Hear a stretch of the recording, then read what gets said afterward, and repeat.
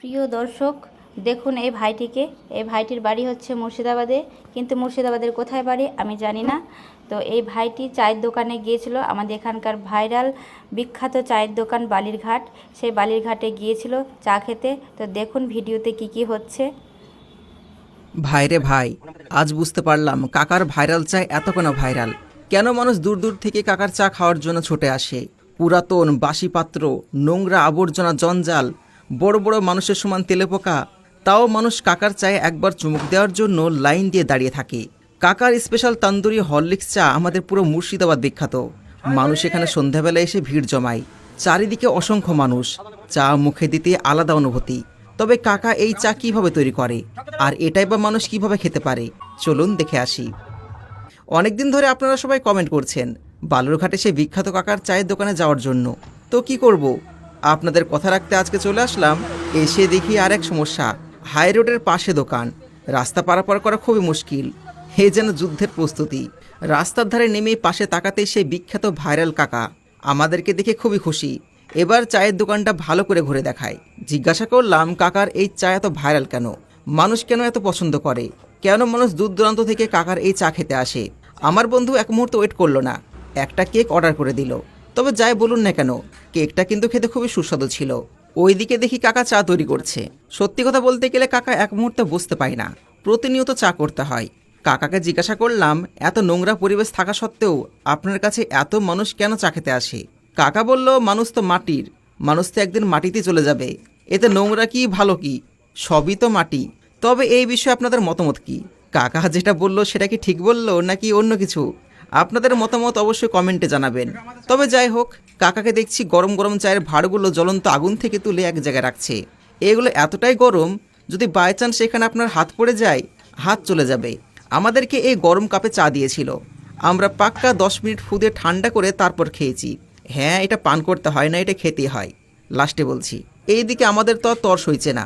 আমাদের আগে অলরেডি 20টা চায়ের অর্ডার আছে, সে চাগুলো তৈরি করবে তারপর আমাদেরকে দেবে। তো আমরা কি করব, বসে বসে কাকার চা তৈরি করে দেখতে থাকলাম? এটা মানতেই হবে, কাকার চা তৈরি করার স্টাইল কিন্তু আলাদা। এবার প্রশ্ন জাগতেই পারে, কাকা যেরকমভাবে খালি গায়ে চা করছে, তার সাথে আশেপাশে এত নোংরা আবর্জনা, পাত্র, এই সমস্ত জায়গাতে কি চা খাওয়া যায়? চা খাওয়া কি ঠিক হবে? আপনি যদি এখানে একবার চা খেতে আসেন আর কাকাকে এই সমস্ত কথাগুলো বলেন, তাহলে আপনাকে উচিত জবাব দিয়ে দেবে। আমি একবার জিজ্ঞাসা করেছি, আমাকে এমন কথা বলেছে, ওগুলো শুনে আমি 5 মিনিট ধরে চুপ করেছিলাম। কাকার পরিষ্কার কথা, যার মন যাবে সে আমার কাছে চা খাবে, আর যার মন যাবে না সে খাবে না। আমি জোর করে কাউকে চা খাওয়াই না। এইদিকে তাকিয়ে দেখি যেখানে দুধ গরম হচ্ছে তার পাশে বিড়ালের সমান তেলেপোকা। কাকাকে বললাম কাকা ওখানে তেলেপোকা আছে। কাকা বলল তো কি হয়েছে, তোমরা পৃথিবীতে আছো, পৃথিবীটাকে ওদের না, ওরাও তো থাকবে। তবে এই জবাবের উত্তর আমার কাছে নাই। এর উত্তর আমি কি দেব ঠিকই পেলাম না। যদি আপনি জেনে থাকেন তাহলে অবশ্যই কমেন্টে আমাকে জানাবেন। নেক্সট বার কাকার কাছে গিয়ে ডাইরেক্ট ওই কথাটাই বলবো। তো যাই হোক, চারিদিকে তাকাচ্ছি আর দেখছি, কিন্তু কিছু বলতে পারছি না। আধা ঘন্টা ওয়েট করার পর আমাদের চা এবার রেডি। তবে এটাকে পরিবেশন করার আগে অনেক রকম প্রসেস করতে হবে। যেমন এখানে দেখতেই পাচ্ছেন কাকা কিভাবে চা তৈরি করছে। এবার এখানে দিয়ে দিল কাকার সেই স্পেশাল মশলা। জিজ্ঞাসা করলাম এটা কি জিনিস? কাকা বলল দুধের স্বর। তবে এটা সাধারণ দুধের স্বর না, এটা কালো গরুর দুধের স্বর। তবে যাই বলুন না কেন, কাকা কিন্তু ভীষণ ফানি। কাকা সে আগের যুগের মানুষের মতন মেন্টালিটি। যেমন কাকা এখনও টাকার হিসাব করে না, এখনও পয়সার হিসাব করে।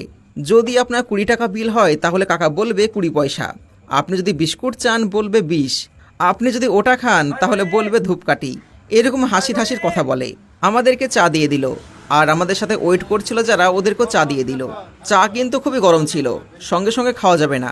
অনেকক্ষণ ধরে ফু মেরে ঠান্ডা করলাম, তারপর খেলাম। তবে হ্যাঁ, মানতেই হবে, আনহাইজেনিক, নোংরা পরিবেশ আর সব কিছু বাদ দিলে চাটা কিন্তু সেই লেভেলে ছিল। আর খুব মজা করে চা খেলাম।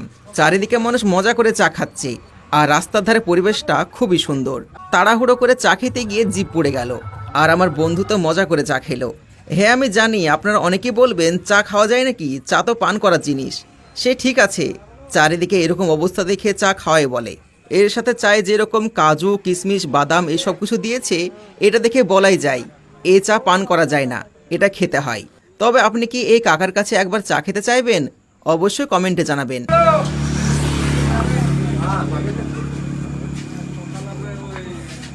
কাজু খাচ্ছি দেখা।